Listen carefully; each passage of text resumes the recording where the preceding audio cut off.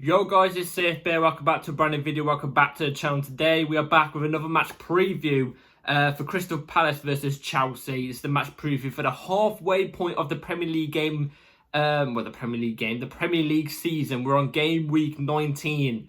We're now in the latter stages. Well, not the latter stage of the league, but you know what I'm trying to say. We're in the latter stage of not the start. We're in the middle.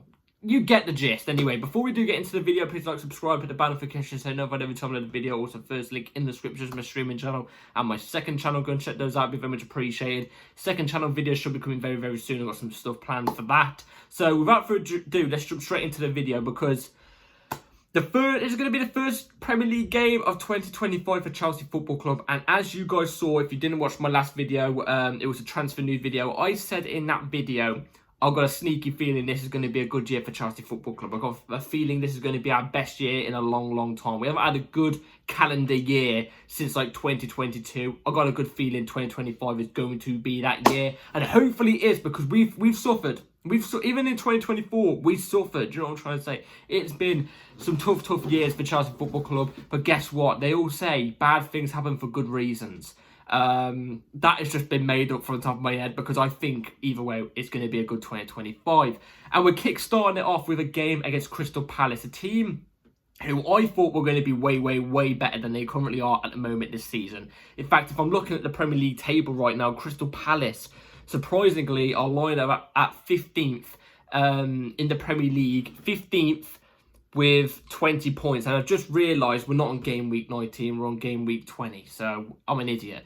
But yeah, we'll get to Crystal Palace, who are lying on 20 points.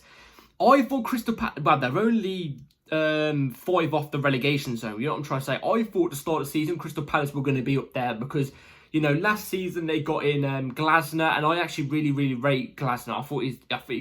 I think he's a brilliant manager. I think the football and the style of football he plays is quite entertaining. And like I said, when Crystal Palace appointed him last season, it was more towards the end of the season, but like they were hitting some form and they were looking really good, really positive, and I thought they were going to go on and have a really good season.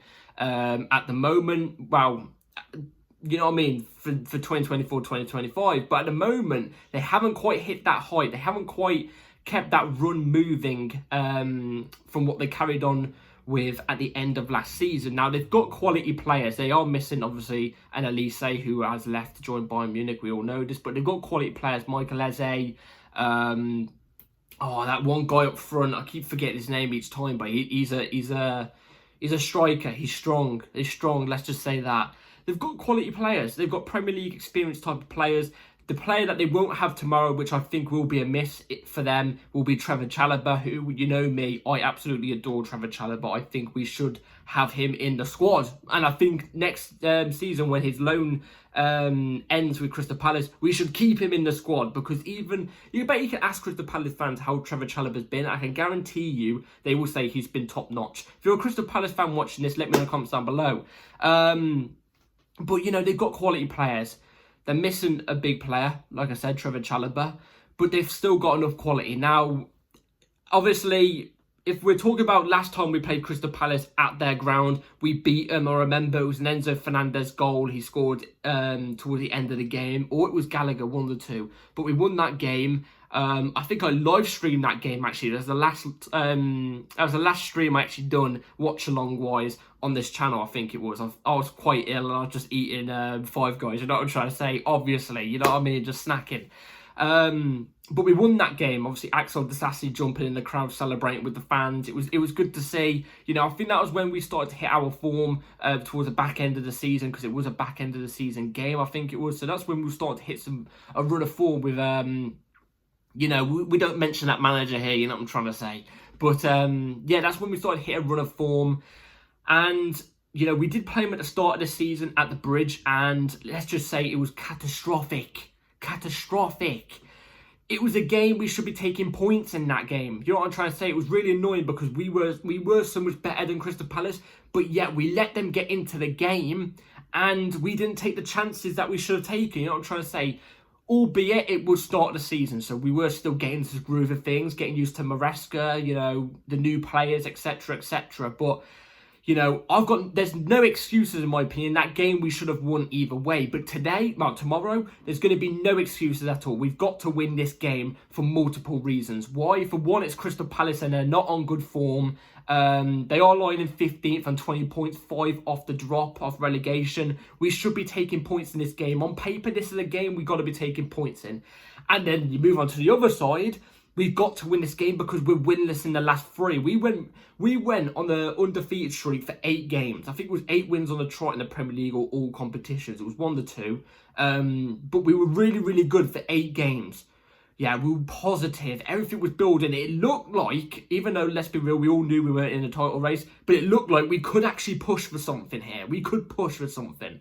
And then the last 3 games, everything drops down. Chelsea Twitter timeline is in tatters, you know what I mean? People say we're going to get relegated and Maresca out and stuff. Oh my God, idiots. But, we've got to get a bounce back. We've got to get a bounce back, and we have to. And like I said, we've got to run a form of games now where we've got to get that bounce back, and we should be getting that bounce back against these type of teams. The next run of games we've got are favourable. It's not a lot of run of games, but it's favourable. But at the same time, we had the favourable run of games in the last 5, and we've won 2 of them. But we've dropped points, and we only got 1 point out of our last 3 against them. You know what I'm trying to say? In that run of form, it was not good enough. It's not good enough. So I'm expecting nothing more than a bounce back win tomorrow for Chelsea Football Club. We've got to, because I'm telling you what, just talking about the last game, Ipswich, shocker, absolute shocker. Now I know, you just even look at our way of playing football, it's degressed. You know what I'm saying? It's not progressed like it was game in, game out. I get it. You're going to face bumps in the road at times. You know what I'm trying to say? That's just normal. You're going to face times where, you're going to go on a bad run of form. Even teams that win leagues do. You know what I'm trying to say? They're just about push through it. But at the same time, we're not pushing through it. We're losing games, and that can happen in general. But our football's degressing. We're not playing as good or as entertaining. We're taking our time on the ball, but too much time. I'm all for taking our time on the ball and, not rushing, but we're taking too much time. We're not being urgent enough. There's not enough energy. You know what I'm trying to say? This is what I've noticed in the last couple games. Maresca subs need to come in early. I'm expecting to see that more tomorrow, especially with Reece James and Lavia hopefully being back on the bench, back from their injuries. I'm hoping to maybe see them get 20 minutes at the end of the game, because them 2 will come on for 20 minutes. Bring on other players. You know what I'm trying to say? A bit more early. I've got to see earlier subs in this game. I've got to see our football being played better. I don't want to see Cucurella as a natural fullback this time, please, because I've noticed that. We've been using Cucurella as a natural fullback, and, it's not been working, clearly, and it's been taking a toll on the team. So I want to see him inverted into midfield again. You know what I'm trying to say? I want to see everything back to when we was doing our normal run of games, where we were winning games. I want everything to be like that. So, anyway, let's move on to team news real quick before we get into the lineup. So, Reece James and Lavia are coming back from their injuries. I don't think they're 100% fit yet, but I think they're nearly there. So they're going to be on the bench. I know that for certain. So it'll be good to see them on the bench, because let's be real, the 3 players we've missed mainly the most in this team, which you could argue has kind of degressed us, is Reece James. In a way, he's not really played much, so I can't really say Reece James, but when he's in the team, he is quality. Romeo Lavia, a big one in my opinion. And Wesley Fofana, which is the next one I move on to, he is not on the bench. He is nowhere near fit. And actually, there's been reports going around saying he's going to be out for the whole season. He won't be back till next season. If that's the case, then I think we might need to start having conversations. And I'm a big Wesley Fofana fan, you know what I'm trying to say? And I'm saying that. But those 3 make us so much more better. You can just tell, makes us astronomically better.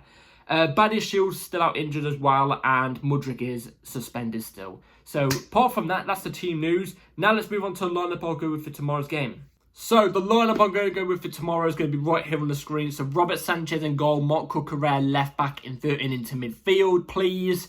Levi Colwill, Tosin Adarabioyo, 2 centre-backs, Malo Gusto right back, Enzo Fernandez, Caicedo, double pivot in the midfield, Jadon Sancho off the left, Cole Palmer in the 10, Pedro Neto off the right, and then Jackson as the ST. Now, let me tell you the reason why I've chosen these players. Let me just get into a better place. So, let me tell you the reason. So, Robert Sanchez, I've seen a lot of criticism on Robert Sanchez recently, and I've got to be honest, I think over the last few games, he's not been that bad.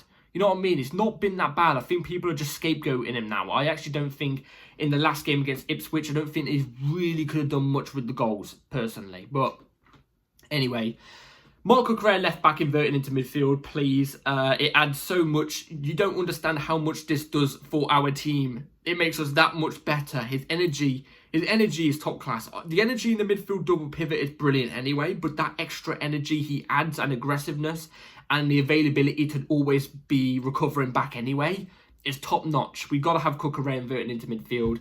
Levi Colwill, Tosin Adebayo are obviously our best two available centre backs that we can currently go with. Wesley Fofana's out injured and Buddy Shields out injured. In fact, I actually think these two are only available centre backs at the moment, which is a bit annoying, but at the same time, it happens. They're good enough. They should be good enough to cope in this game, in my opinion. Malo Gusto, right back, obviously. Again, another one I've been seeing people say he's not been good or he's not been on form the last couple of games. I actually think it's the opposite. I think at the start of the season, he was really poor. We can admit he was off form. Didn't look like this system suited him. You know what I mean? Whatever. But I think over the last few games, 5-6 games, I think he started to get back into the flow of things. Ever since he came off the bench against Tottenham, or it might have been the game after or something like that, after returning from injury, I think he's been better. Me personally, I think he has. Enzo Fernandez and Caicedo double pivot. Again, there are only two midfielders we can currently go for in this team. And they're two brilliant options, really, aren't they? They're two brilliant options. I get it, we have Dewsbury Hall on the bench, but chucking Dewsbury Hall straight into this game when he hasn't really played much Premier League minutes, actually, if you think about it, since he's joined us, would be suicide, in my opinion. So we're doing Enzo and Caicedo double pivot. They're both brilliant. Enzo's, even his work rate, his ability, I've got to be honest, his pace, his strength looks way better ever since he's gone to Mudrik's personal trainer, which I am a tad little bit worried about that, if you know what I'm trying to say. But he does look so much more better. His football IQ, we knew before he came to Chelsea, was brilliant. But you know, last few games especially, he started to get into that groove. Also, those long balls over the top are going to be quite vital either way, any game. Caicedo as well, his energy he adds, his interceptions. He's at the moment of the season, he's a consistent, he's a consistent 7 pretty much each game, really. So, anyway, Jadon Sancho off the left. I'll be bringing Jadon Sancho into this game. I'm really just trying to keep it tight with this game, with this lineup. I'm trying to keep it tight. What I mean by type is I want similar names being this team. Because, look, I think on paper, this is our best current team we can go with. If you're on about the names and how they performed this season with their availability, obviously, I think the only ones in this team I'd take out is Tosin Adebayo for Wesley Fofana, Malo Gusto for Reece James, and I don't know, the midfield's so difficult because, Lavia, Enzo and Caicedo have all been brilliant this season. But anyway, talk about Sancho. Sancho's our best available left winger we've got at the club. He's been brilliant since he's come into the club, but over the last few games, he has been a bit rusty in a sense, not as good. One thing I want to see from Jadon Sancho tomorrow is him picking up the ball in the near the opponent's box and not too wide out, quite close into their box. Because when he picks up the ball in these areas, he's brilliant. He can create stuff. He can break down a low block. We need that, I feel like, tomorrow, especially if we go one down. Cole Palmer at 10, self-explanatory. Again, another one I'm seeing people saying is not performing. I don't see it personally. I think even he did quite decent in the last game. There's only a certain amount you can do, especially as a 10, you know what I mean? Pedro Neto off the right, again, that energy he adds to the team is brilliant. I'm surprised he's not got injured because the amount of times, we all know about his injury record at Wolves, the amount of times he's sprinting up and down the flanks to help back defensively, to go up the pitch, he's got so much energy. I'd expect with his injury record at Wolves for him to be injured all the time here. But at the moment, he's kept a clean slate. It's been brilliant. I'd have him over Madueke personally. I think Madueke is very wasteful at the moment. Pedro Neto isn't. He's an extra class above at the moment. You've got to be honest, he is. I've got a sneaky feeling he might back a goal tomorrow as well. I don't know. Anyway, Jackson's the ST. Jackson has to prove and get a goal tomorrow. He has to get a goal tomorrow. Because he's not scored in the last couple games, which isn't good enough. He's got 9 in 19 or 18 games, I think it is, which again for a striker is really good. It's really good. But I want another one, man. And it's been a good couple games now. I want him to hit 10 on game week 20. Please. Do you know what I'm trying to say? Hit 10. If he doesn't hit one tomorrow, I'll be very worried because we're in the January market. Obviously, Nkunku isn't really firing either. It will be a bit worrying with our strikers that we've got if he doesn't bag tomorrow as well. So anyway, that's the lineup I'll go for tomorrow. Let me comment down what you would go with.